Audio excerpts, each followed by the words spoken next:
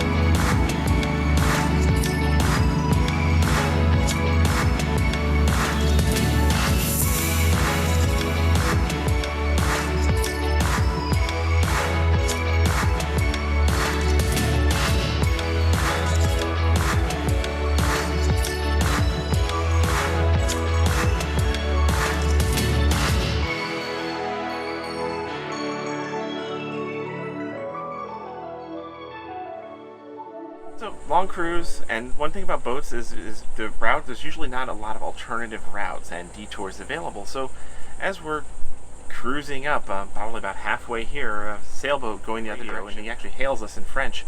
And then eventually we start talking, and he says, hey, the bridge is closed. Closed till Thursday, 7 p.m. And What are we doing, Chris? we're putting down the arch because we just found out that the bridge ahead is closed for repairs until tomorrow night. And there's we need to get under it, so it's a 15-foot bridge. Theoretically, we should be able to do this. Now, of course, we have the option of turning around and going back to the nearest anchorage, but it would be 2 nights, and there's really not much there, and it's just right off the ICW, so it's not overly appealing. It's definitely doable, but we figure since we bought a boat with a folding arch to get under low clearance bridges, This is practice. Why not use it, right? Why not? So I'm just puttering along, giving Chris time to get the arch down, trying not to hit things as we go. Yeah. With the arch up, we're about 18.5 feet. And yeah, and with it down, we're It's supposed to be 12, is what we were told. 12 to 13, but yeah, that's with it all the way down. There's still stuff sticking up, and we're 13 to 14, so this is going to be very close. And first off, we're getting this. We only have like roughly half an hour's notice before we're getting to the bridge. Well, fortunately, we got the word from the French sailboat. So it's a pretty big chore to take our arch down. You got to get the biminis down. It's extra difficult to do it while driving. particularly when the front bimini goes down, you can't see forward very well. I was basically having to perch myself on the stand on the seat to see over with the bimini there. We could have gone down, of course, to the pilot house as well, but that requires a little bit of readying as well. Yeah. Oh yeah, it was a bit of a scramble. Well, and then to get the arch to go down, because we've only brought the arch down 2 or 3 times, and the pump has got a finicky relay on it, and it just would not activate. So I actually had to pull life jackets out of the way and bang on the relay with a wrench until our pump kicked in on the hydraulics, and yay, the arch folded down just in time to squeeze under this bridge. And I think there's someone driving. Hi. Coming up on a broken bridge.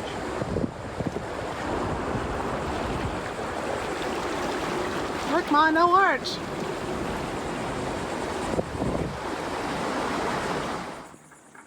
All right, we have a bridge at the edges that is reading just over 10 feet. Our clearance with the arch down should be 12, which means the center of the span is 13. We are cutting it awfully close.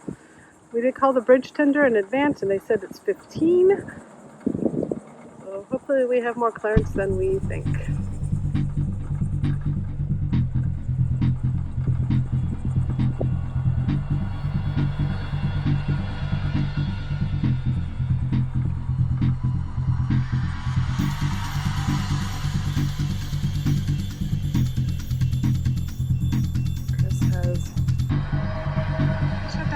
Not shut them down, slowed them down.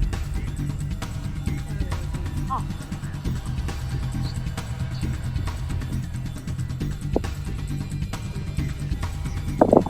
That, Chris. And like butterweed. No, you got a good foot above you. You have a good foot above you.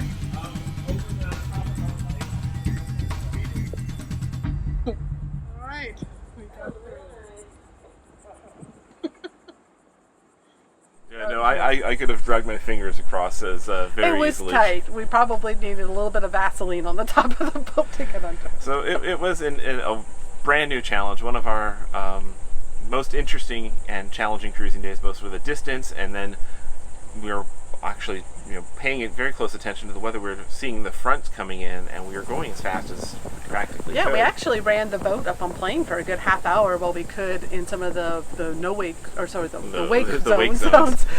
With nice big open areas without things on the side to worry about. So we actually ran up on plane, doing about 15, 16 knots. Our longest time running the boat fast since we've got it, so the engines did great. And we were racing the storms to get here. Once the bridge was a bit of a delay, and then we raced up here as quickly as we could practically, and swung into Marineland right in front of a storm. Got tied up just before it just bucket spoiled. Yeah, so thankfully our dock hands were able to get inside before that. As they were tying up the boat, I was bringing everything in from the flybridge, and within minutes it dumped, I think, about 3 or 4 inches of rain. I mean, it filled up buckets in the back. Literal buckets on the back deck here. So fun cruising day, definitely. I don't think it was necessarily scary or challenging, but it was definitely up to the experience level. Yeah, it was definitely facing that. Are we turning around? Do we need this to having to research things quickly on the fly? Make a decision, and talk through the pros and cons, and get the arch down, get the arch back up, drive for a while with limited visibility. Thankfully, not a lot of traffic on the ICW, so it was. And funny that it turned out we were the only boat of our size anywhere along that whole stretch. I wonder why. Now we're going to go enjoy a week here in Marineland. Yay!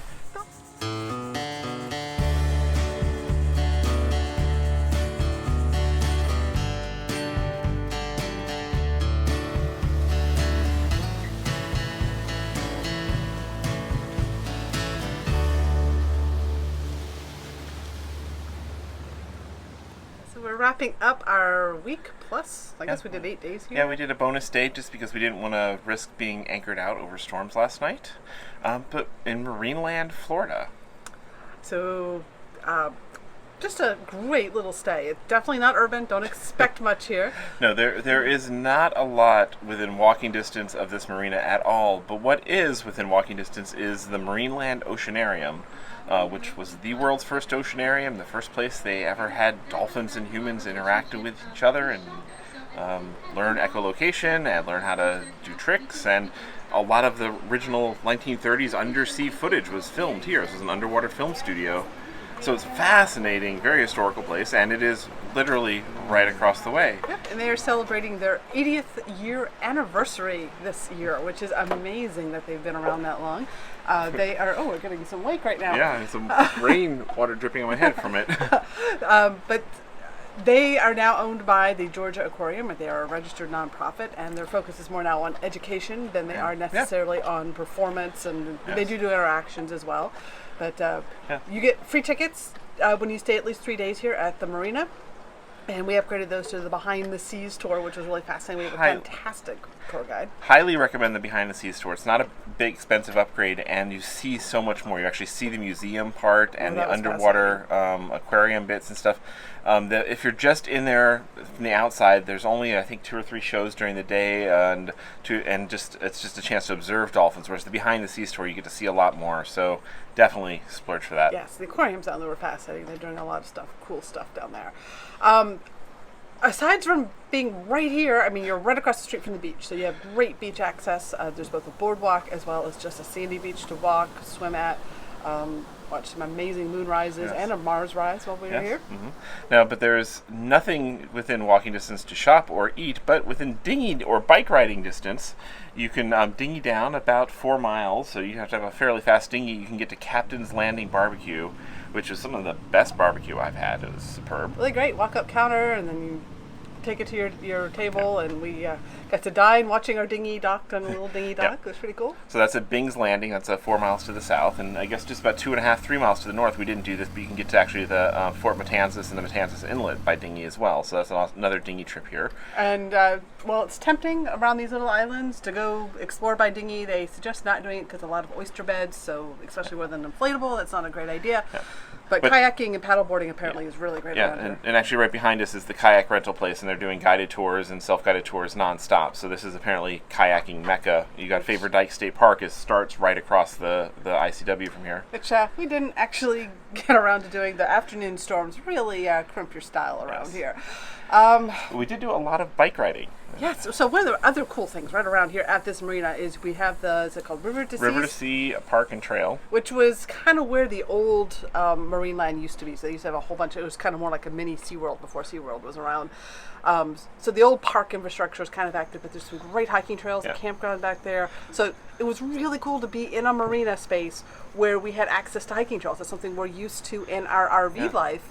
It was really cool to get that in our life. And they're really, they're very rustic and shaded, which is great for the daytime hikes, get some good shaded hiking in, or they're also bike trails, so get some biking in.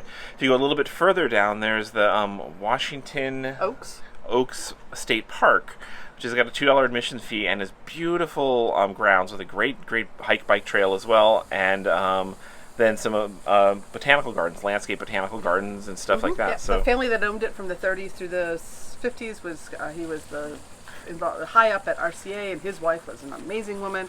And then after the husband passed, she gave it to the state of Florida. The Young family gave it to the state of Florida to preserve to be a state park, which was really cool to see. It was really pretty. And the one thing I actually really appreciated was rather than these amazing elaborate grounds and botanical gardens, but the house, unlike some of these other rich industrial barren houses, which are palaces, this was just a tiny, modest suburban home on the waterfront. So that was actually really kind of cool to have this historical house not be too grandiose.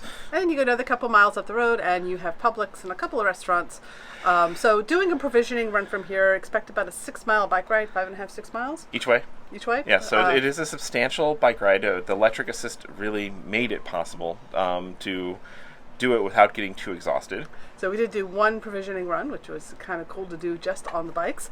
And then there's a farmer's market that comes every Sunday morning right to the parking lot of the marina. And we actually did a live cast one while we were here cooking dinner from the bounty that we got at that farmer's market. So for a marina in the middle of nowhere, there was actually a lot to do, and our week, 8 days here went by really, really fast. It gave us a good balance too, because there's not so many distractions. We got a lot of work done because we work full time running the Mobile Internet Resource Center. The marina here is phenomenal. It's been around since the early days of Marineland, and they have brand new floating docks in the center of it, state of the art, at-slit pump out.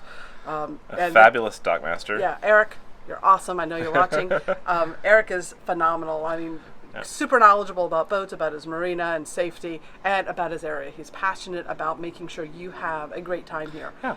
So consider this: if you're coming up and down the ICW, there's not a lot else around here. If you're just south of you're heading south, this is a really great place to pull in. Yep. Transient rates are $1.25 per foot for overnight, and I believe the weekly was around $7 is what we paid for our slip. So definitely worth the stop. Glad we made it. Glad we took the time to get to know the area.